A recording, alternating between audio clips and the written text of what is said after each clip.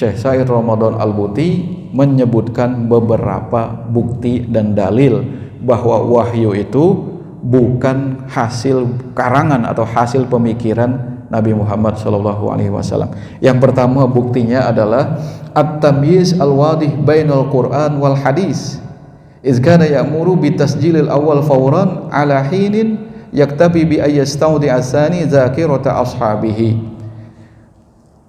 Jadi untuk membuktikan bahwa wahyu itu bukan karangan Nabi Muhammad SAW adalah Nabi memberikan pelajaran kepada sahabatnya, memberikan perbedaan yang jelas. Jadi untuk membedakan secara terang-terangan antara Al-Quran dan hadis.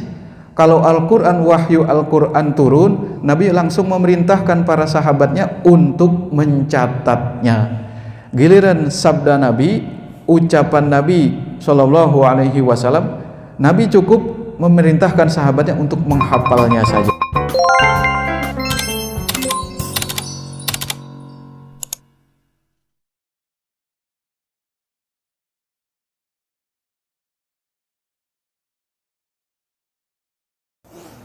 Assalamualaikum warahmatullahi wabarakatuh. Bapak-bapak, saudara-saudara sekalian, ibu-ibu, semoga kita senantiasa dirahmati oleh Allah Subhanahu wa taala. Alhamdulillah, summa alhamdulillah atas segala limpahan karunia dari Allah Subhanahu wa taala. Salawat serta salam, rahmat dan kesejahteraan semoga senantiasa tercurahkan kepada Nabi kita Nabi Muhammad SAW, para sahabat, para tabi'in dan seluruh umatnya yang mengikuti beliau sampai hari akhir nanti. Amin amin ya rabbal alamin. Baik bapak-bapak, saudara-saudara sekalian, adik-adik sekalian, kemarin dua pekan lalu kita sudah membahas tentang uzlahnya Rasulullah SAW di Gua Hira, dan kita sudah membahas dua hikmah dari uzlah. Dan perlu kita tekankan kembali bahwa mengasingkan diri dan uzlah dari manusia itu tidak terus-menerus. Kalau kita terus-menerus mengasingkan diri dari manusia, itu namanya kita punya kelainan jiwa. Karena manusia itu madaniyun bit tabai. Manusia itu makhluk sosial. Dia itu tidak bisa melepaskan diri dari komunitasnya sesama manusia, makhluk sosial. Makanya Rasulullah SAW uzlahnya cuma beberapa saat saja, yaitu saat usia beliau mendekati 40 tahun. Setelah itu menyampaikan wahyu, berinteraksi sosial, menyampaikan risalah Islam. Kita juga sudah membahas sebagian hadis yang diriwayatkan oleh Imam Bukhari tentang bagaimana wahyu pertama turun kepada Nabi Muhammad SAW. Dan saat Nabi beruzlah di Gua Hira, datang malaikat Jibril. Lalu Nabi terkejut dan takut. Malaikat Jibril memeluk Nabi terus berkata, "Iqra, bacalah." Kata Nabi, "Ma ana biqari'in, aku tidak bisa membaca." Dipeluk lagi oleh malaikat Jibril dengan keras sampai Nabi kelelahan. Dikatakan lagi oleh malaikat Jibril, "Iqra, bacalah." Kata Nabi, "Ma ana biqari'in." Yang ketiga kali malaikat Jibril berkata, "Iqra bismi rabbikal ladzi khalaq, khalaqal insana min 'alaq, iqra wa rabbukal akram, alladzi 'allama bil qalam, 'allamal insana ma lam ya'lam." Akhirnya Rasulullah SAW kan terkejut. Yarjifu fuaduhu, hatinya itu bergetar-getar. Nah, nanti kita ada hikmahnya. Kenapa Nabi sampai ketakutan? Kan bisa saja Allah menurunkan wahyu tanpa menakut-nakuti nabinya. Bisa, sangat mudah. Tapi ada hikmah di balik ini. Mengapa harus lewat malaikat Jibril? Sehingga Nabi ketakutan. Apalagi nanti malaikat Jibril menampakkan dalam wujud aslinya. Yarjifu fuaduhu, beliau pulang ke rumahnya. Ke rumah siapa ini? Pada khala ala Khadijah binti Khuwailidin radhiyallahu anha. Pulang ke rumah istri beliau, siapa? Khadijah. Karena pada saat itu sampai usia beliau 50 tahun istrinya cuma Khadijah. Pulang ke rumah Khadijah, beliau berkata, "Laqad khasyitu ala nafsi." Aku takut mengkhawatirkan diriku. Akhirnya Khadijah bilang apa? Nah, ini kemarin 2 pekan lalu kita sudah sampaikan, Khadijah menghibur Nabi Muhammad sallallahu alaihi wasallam, kalla wallahi la yukhzika Allahu abada, demi Allah, Allah tidak akan membuatmu menjadi hina, Allah tidak akan menyusahkanmu, innaka latasilur rahim, karena sifatmu itu suka menjalin kekerabatan, orangnya baik. Sebelum jadi nabi ini masa kepribadian Nabi, suka menjalin kekerabatan, tidak memutus silaturahim, tidak memutus persaudaraan. Wa tahmilul kalla, ada orang banyak bebannya, Nabi membantu meringankan beban orang tersebut. Wa taksibal ma'dum, dan engkau membantu menolong orang yang fakir, orang miskin. Ini sifat Nabi sejak sebelum menjadi Nabi. Wa taqrid dhaif, menjamu tamu, ini sifat Nabi. Wa tu'inu ala nawaibil haqq, dan engkau suka menolong orang-orang yang memiliki hajat dan kebutuhan. Ini sifat Rasulullah sallallahu alaihi wasallam sebelum menjadi Nabi. Akhirnya apa? Nah, ini kita akan lanjutkan. Akhirnya Khadijah radhiyallahu anha ini membawa Rasulullah sallallahu alaihi wasallam kepada Waraqah bin Naufal. Waraqah bin Naufal itu sepupunya Khadijah radhiyallahu anha. Waraqah bin Naufal bin Asad bin Abdil Uzza, wa kana ibnu ammi Khadijah, wa kana imra'an min qad tanassara fil jahiliyah. Jadi di masa jahiliyah ini dia memeluk agama Nasrani. Siapa ini? Waraqah bin Naufal. Wa kana yaktubul kitabal Ibrani, bisa menulis dengan bahasa Ibrani, lalu menulis Injil dengan bahasa Ibrani. Tapi beliau ini Waraqah bin Naufal ini sudah seorang syaikhan kabiran, wa kana syaikhan kabiran, orang yang sudah amat tua, bukan cuma tua, qad amiya, dan dia matanya sudah tidak dapat melihat. Jadi sudah sangat tua, matanya sudah tidak dapat melihat. Akhirnya Khadijah berkata kepada Waraqah bin Naufal, ya bena'am, wahai sepupuku. Jadi kalau bahasa Arabnya anak paman, wahai anak pamanku, ya artinya wahai sepupuku. Isma' min ibni akhi, dengarkan cerita dari anak saudaramu ini, maksudnya dengarkan cerita Nabi Muhammad sallallahu alaihi wasallam. Faqala lahu Waraqah, akhirnya Waraqah berkata, ya bani akhi, madza tara, wahai keponakanku. Ini bahasa Arab, wahai anak saudaraku. Jadi bahasa dalam bahasa Arab seperti itu, anak saudaraku. Wahai anak saudaraku, madza tara, apa yang kau lihat? Kata Waraqah bin Naufal kepada Nabi Muhammad sallallahu alaihi wasallam. Fa akhbarahu Rasulullah sallallahu alaihi wasallam khabara ma ra'a. Lalu Nabi Muhammad sallallahu alaihi wasallam menceritakan apa yang sudah dilihatnya di Gua Hira. Akhirnya Waraqah bin Naufal ini berkata, hadzan namus ay Jibril awil wahyu alladzi nazala ala Musa, ya laitani fiha jaz'a, laitani akunu hayyan idh yukhrijuka qaumuk. Nabi menceritakan kepada Waraqah bin Naufal, aku kedatangan sesosok yang mendekapku lalu memerintahkanku membaca Iqra sampai 3 kali, sampai turunlah itu Iqra sampai 'allamal insana ma lam ya'lam. Aku begitu ketakutan, dia memelukku sampai aku lelah. Kata Waraqah bin Naufal, itu adalah namus. Namus itu malaikat Jibril atau wahyu yang pernah turun juga kepada Nabi Musa. Itu adalah malaikat Jibril. Jadi namus itu dalam bahasa Arab itu artinya yang senantiasa menemani. Karena ini malaikat Jibril ini adalah asisten Allah Subhanahu wa taala yang membawa wahyu. Ini namus. Ini malaikat Jibril yang pernah turun kepada Nabi Musa alaihi salam.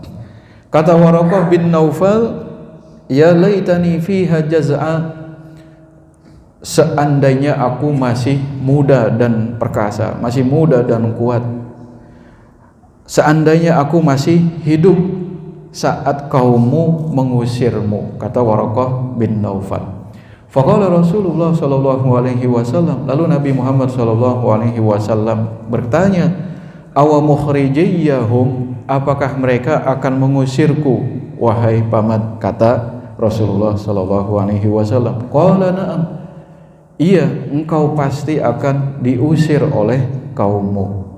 Lam ya'ti rajulun qattu bimisli ma ji'ta bihi illa udiya, siapa saja orangnya yang membawa ajaran seperti yang engkau bawa, dia ini pasti akan dimusuhi. Wa iyudrikni yaumuka ansurka nasran muazzara, andai aku masih hidup saat engkau menyampaikan dakwah ini, niscaya aku akan menolongmu sekuat tenagaku. Ini kata Waraqah bin Naufal. Ya. Iya. Jadi andai aku masih hidup dan aku menyaksikanmu diusir oleh kaummu, kata Waraqah bin Naufal, la ansurka nasran muazzara, niscaya aku akan menolongmu sekuat tenagaku, kata Waraqah bin Naufal. Tsumma lam yalbas Waraqah an tuwfiya wa fataral wahyu.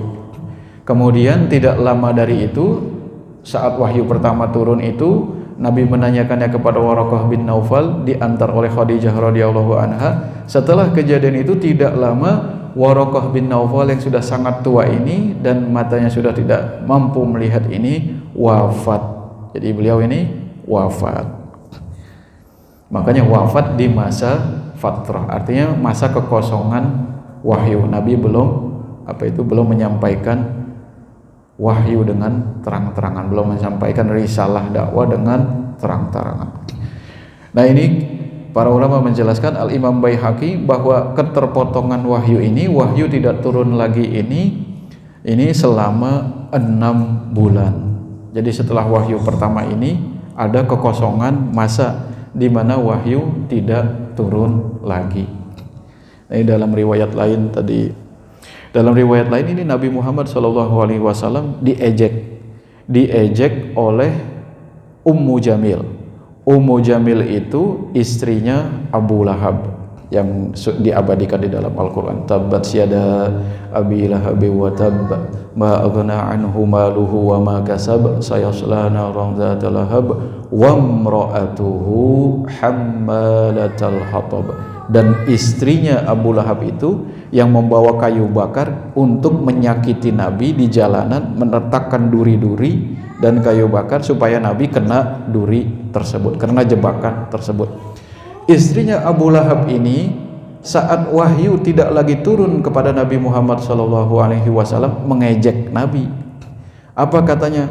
Ya Muhammad, tarakaka syaitanuka, wahai Muhammad, kamu sudah ditinggalkan oleh setanmu. Jadi wahyu yang turun kepada Nabi menurut istrinya Abu Lahab, Ummu Jamil, itu dianggap sebagai setan. Nabi kemasukan setan di gua Hira menurut Ummu Jamil. Makanya Nabi diejek ketika wahyu tidak turun lagi, wahai Muhammad, kamu sudah ditinggalkan ya sama setanmu. Akhirnya Allah Subhanahu wa taala menurunkan surat apa tadi yang dibaca oleh Ustadz Andi di dalam salat, wadduha wal laili idza saja ma wadda'aka rabbuka wa ma qala. Demi waktu duha yang bersinar, demi malam saat gelap, wal laili idza saja ma wadda'aka rabbuka wa ma qala, Tuhanmu tidak meninggalkanmu dan tidak membiarkanmu. Jadi Allah tidak meninggalkanmu dan tidak membiarkanmu. Lalu di ayat yang ini juga ada kebajikan lagi. Kita memberi anak yatim, jangan menghardik anak yatim. Orang yang meminta-minta kita beri. Terus apalagi kalau punya nikmat kita bicarakan, kita sampaikan, kita bagi nikmat tersebut. Ini dalam surat Ad-Duha. Mirip ini tetap memberi dukungan moral kepada Nabi Muhammad bahwa engkau memang betul-betul Rasul yang diutus oleh Allah, seorang Nabi, dan sifatmu yang baik sebelum menjadi Nabi ini tetap harus dijaga dan dilestarikan.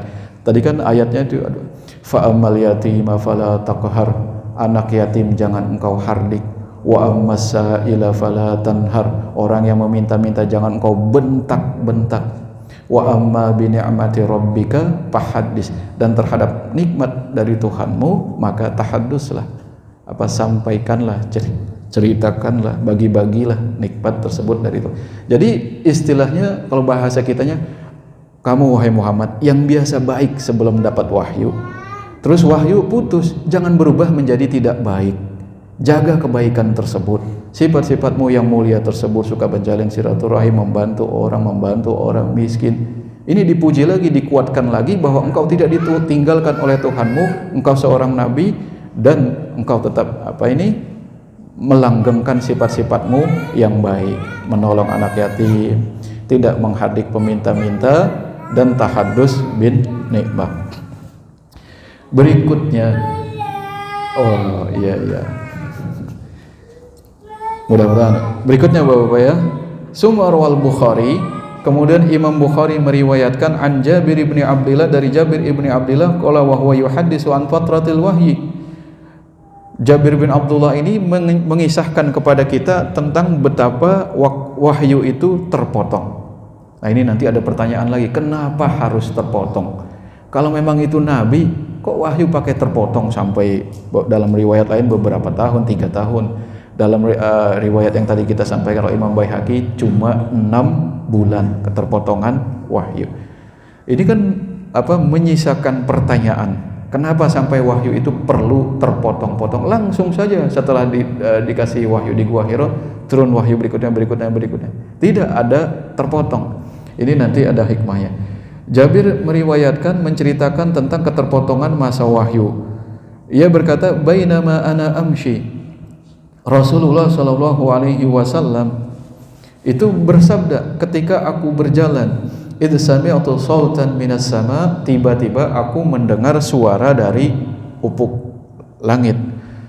Aku mendengar suara bersumber dari langit. Farafa'tu basari, lalu aku mengangkat mataku, kata Rasulullah Shallallahu Alaihi Wasallam. Fa'idhal malakul ladzi ja'ani bihira jalisun ala kursiyyin baina samai wal ardi faru'ibtu minhu. Ternyata setelah aku menatap ke langit, itu ada malaikat Jibril yang pernah turun menemuiku di Gua Hira. Dia sedang duduk di atas kursi di antara langit dan bumi. Faru'ibtu minhu, akhirnya aku ketakutan. Faraja'tu, lalu aku pulang. Fakultu zammiluni.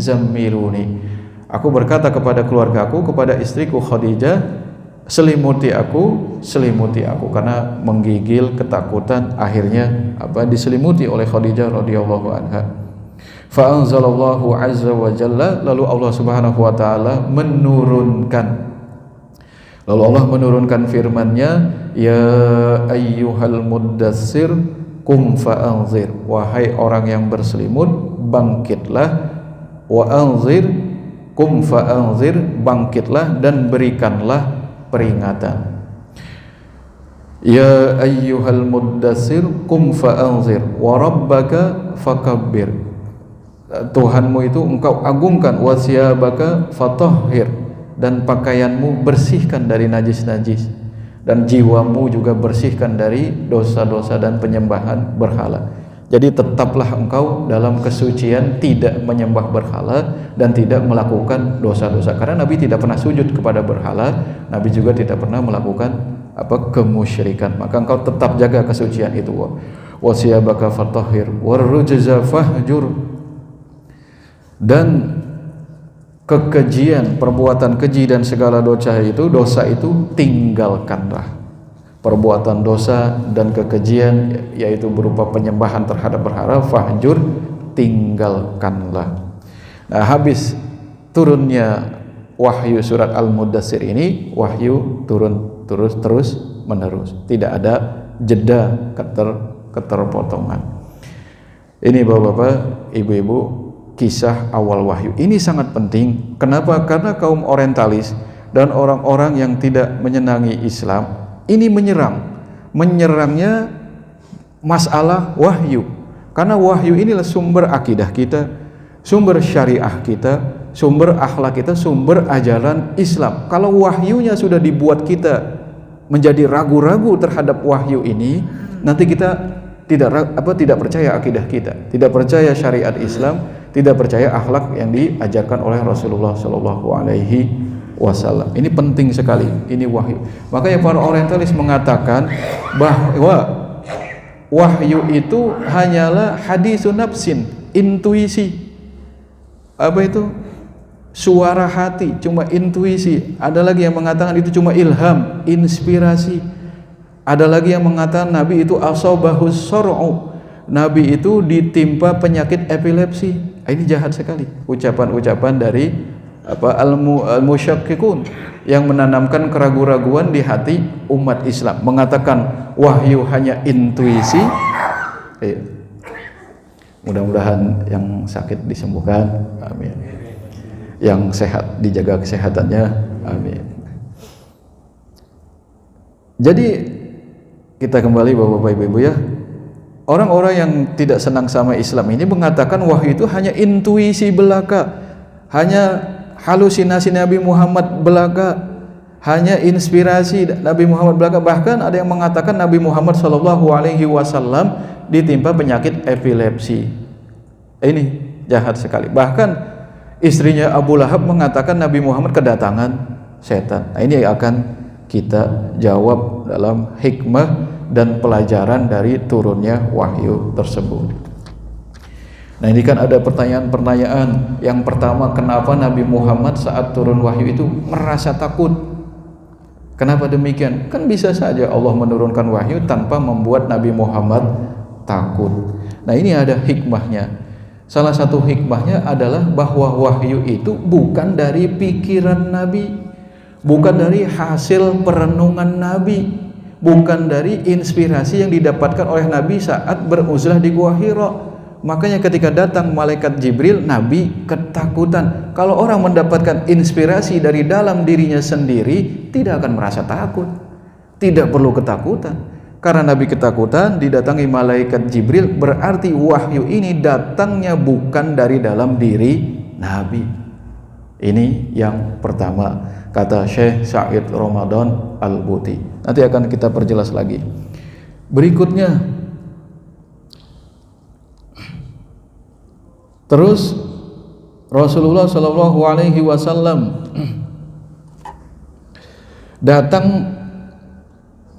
datang kepada beliau malaikat Jibril di Gua Hira, dikagetkan oleh malaikat Jibril. Terus dikagetkan oleh malaikat Jibril, dan malaikat Jibril dalam bentuk seseorang yang tua, nanti menampakkan wujud aslinya. Kok Nabi sampai kaget seperti itu, dan kenapa Allah mengutus malaikat Jibril kepada Nabi Muhammad SAW seperti itu, sehingga malaikat Jibril membuat Nabi Muhammad SAW menjadi terkejut. Nggak perlu terkejut, kata orientalis itu nggak perlu terkejut. Ngapain terkejut? Masa Nabi terkejut dapat wahyu dari Tuhan? Nah, ini hikmahnya, kata Syekh Said Ramadan Al-Buti. Nabi diutus kedatangan malaikat Jibril yang diutus oleh Allah Subhanahu wa taala untuk menyampaikan wahyu, untuk menjelaskan juga. Jadi untuk menjelaskan juga bahwa wahyu itu urusannya talaqi. Artinya Nabi itu menerima dari Allah Subhanahu wa taala melalui malaikat Jibril, bukan hasil perenungan Nabi, bukan inspirasi Nabi. Tadi kenapa takut? Ada di hati Nabi takut untuk menjelaskan bahwa wahyu itu bukan bersumber dari hasil jerih pemikiran Nabi. Satu. Yang kedua, kenapa diutusnya malaikat Jibril sehingga Nabi terkejut, supaya menjelaskan bahwa wahyu itu adalah penerimaan talaqi, sesuatu yang diterima dari luar diri Nabi, bukan hasil dari dalam diri Nabi. Wahyu yang diterima dari Allah Subhanahu wa taala melalui perantara malaikat Jibril. Ini hikmahnya, kata Syekh Said Ramadan Al-Buti. Karena kalau wahyu itu dibilang sebagai intuisi, inspirasi, hasil perenungan yang panjang, tidak perlu takut, tidak perlu terkejut, tidak perlu mengadu kepada istrinya. Terus Nabi juga mengadu kepada istrinya Sayyidatuna Khadijah, lalu dibawa ke Waraqah bin Naufal. Ini juga menjelaskan bahwa wahyu itu adalah benar-benar dari Allah Subhanahu wa taala yang pernah turun kepada Nabi Musa alaihi salam. Ini hati-hati keimanan kita terhadap wahyu. Kan wahyu ada 3 caranya, cara turunnya. Yang pertama, ada beberapa cara. Yang pertama miwarai hijab, dari balik hijab.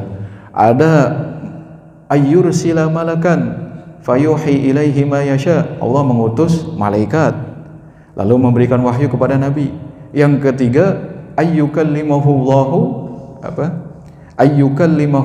mubasyaratan. Jadi Allah langsung mengajak berbicara kepada Nabi tersebut, seperti yang dilakukan oleh Allah Subhanahu wa taala, seperti wahyu kepada Nabi Musa alaihi salam. Wa kallamallahu Musa taklima.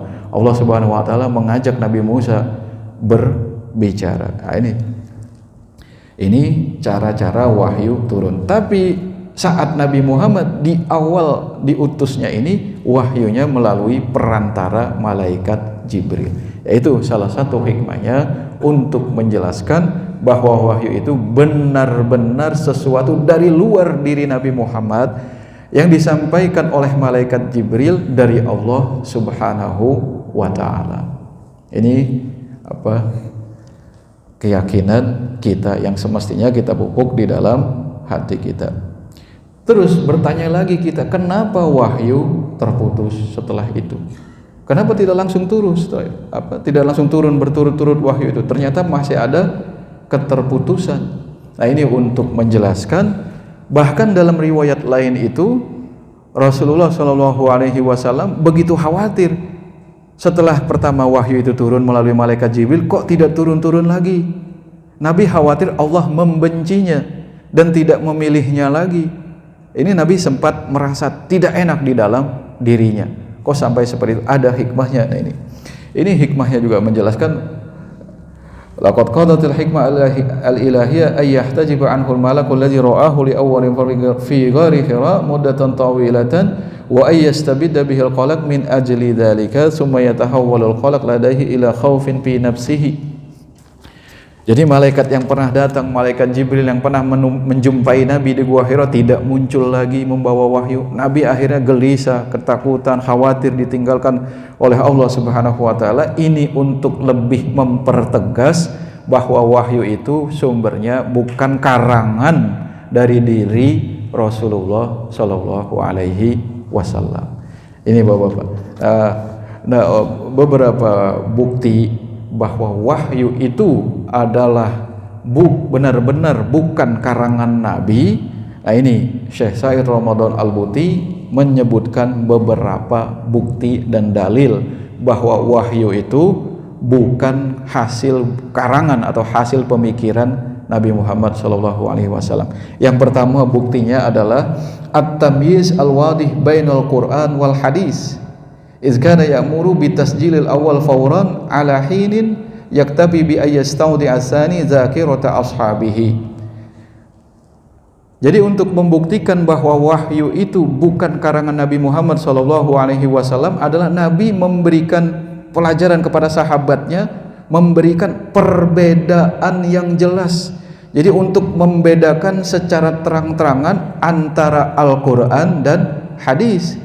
Kalau Al-Quran, wahyu Al-Quran turun, Nabi langsung memerintahkan para sahabatnya untuk mencatatnya.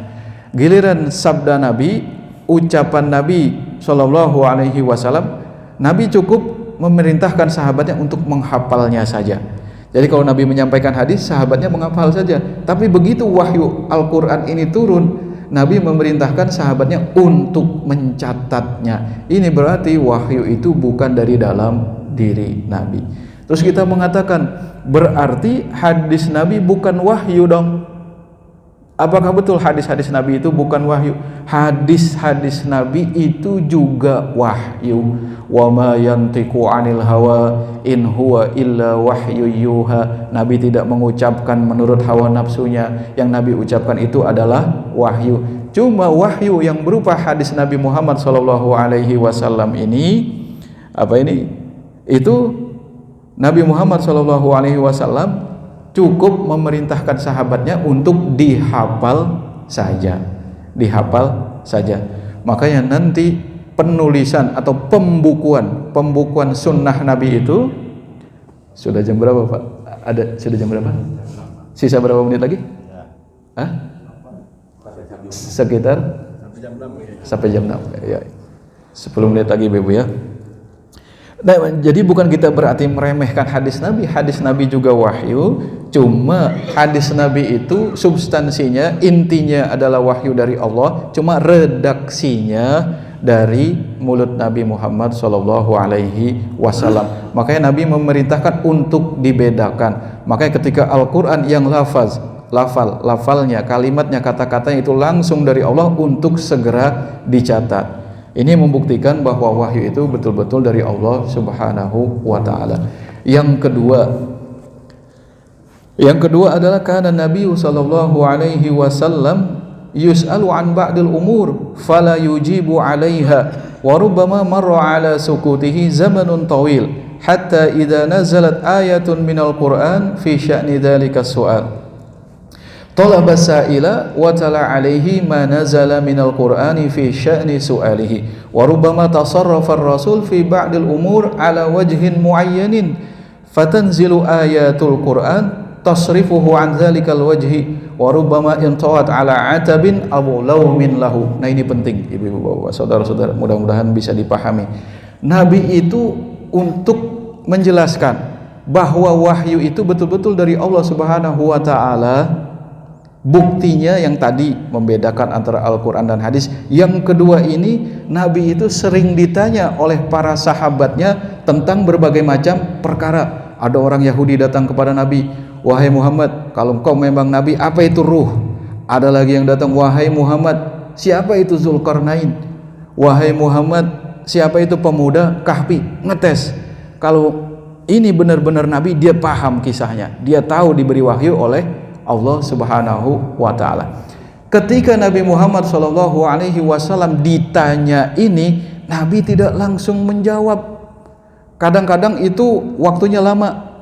Seperti misalnya di surat Al-Kahfi itu, kan orang Yahudi datang, wahai Muhammad, apa itu ruh?